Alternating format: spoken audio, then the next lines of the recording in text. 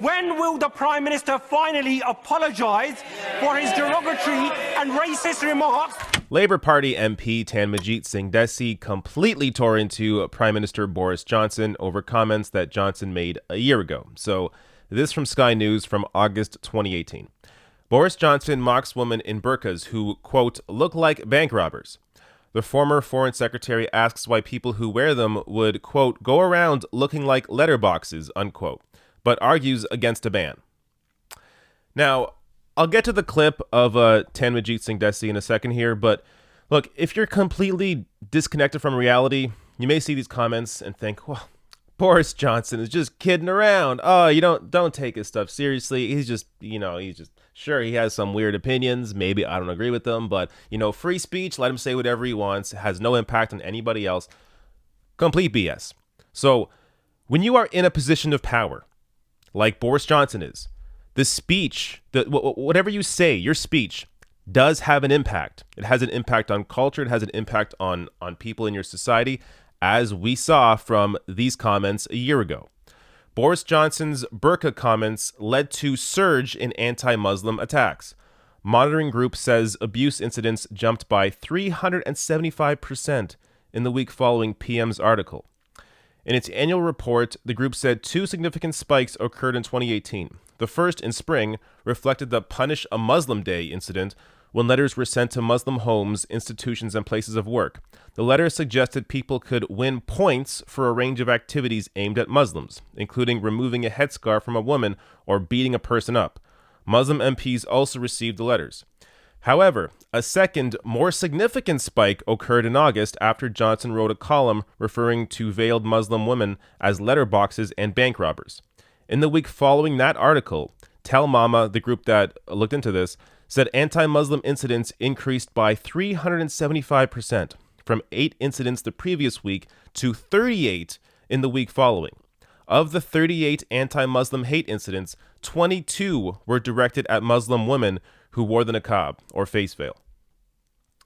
So, now that you are armed with this knowledge that people in positions of power and their speech do have an impact on culture and the society around them, I think you will thoroughly enjoy this takedown of Boris Johnson by Labour MP Tanmajit Singh Dhesi.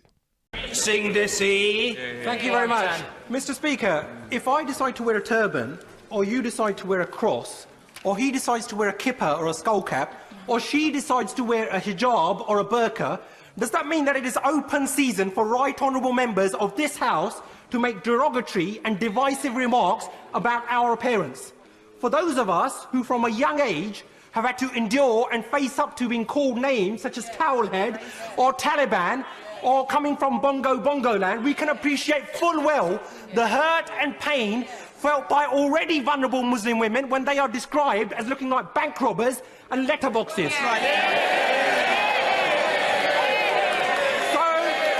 So rather than hide behind sham and whitewash investigations, when will the Prime Minister finally apologise for his derogatory and racist remarks,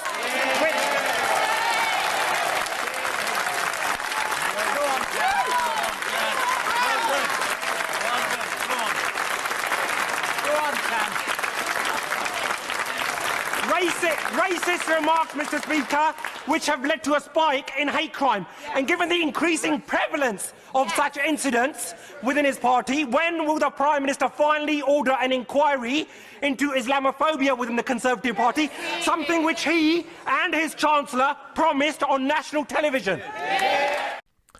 So, yeah, that was fantastic. I'm not even sure what I could add to that. I mean, I could show you Boris Johnson's response here. I think it's a waste of your time. I'll link to it below the video if you actually want to see it. But essentially, Boris Johnson just goes on to ignore the question and then also act like, well, my column was actually liberal because I was defending their ability to wear whatever they want to wear. But at the same time, comparing them to bank robbers and letterboxes. Yeah.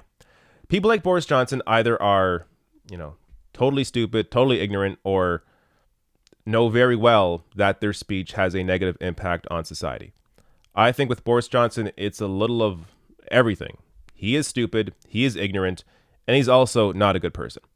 Now, this is the kind of speech that, American politicians need to hear this, or we need to hear this from American politicians, but also in Canada as well. So in Canada, we just had several provincial NDPers leave the NDP to join the Greens.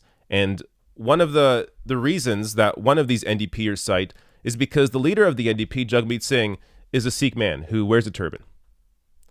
So, like, there are Canadians that are supposed to be on the progressive side of politics. This is a former NDPer, and he's citing Jagmeet Singh's race and religion as a reason why he left the NDP and joined the Greens, because he thinks that Jagmeet Singh's race and religion scares off voters. So I'm going to join the Greens, where we have a white person leading the party. I mean, this is an area, I've talked about this in the past. When you're a politician, it's your job not to just speak for people in your constituency, but also to educate people. So if you have people in New Brunswick, where these NDPers are, if you have people there that are bigoted, then it's your job as a politician, as a figure in that society, to inform people on reality. Inform your electorate. Don't just give in to their stupidity. Don't just give in to their ignorance, to their racism. So I'm amazed. I mean, I don't want to get too much into the Canadian story, because I don't have all the facts here to show you. But go watch Christo Avalis's video on this. I interviewed him on my show this week, but also he does fantastic work. So I'll link to that video. Actually, I'll link to it above so you can watch it. But that's just one story showcasing to you how this sort of, this way of thinking isn't just stuck to the right wing. It also permeates people on the left. But to get back to the topic at hand here, the Labour MP calling out Boris Johnson. I want to see more of this from Canadians, from Canadian politicians, and from American politicians. This is how you inform people on how hateful rhetoric impacts society.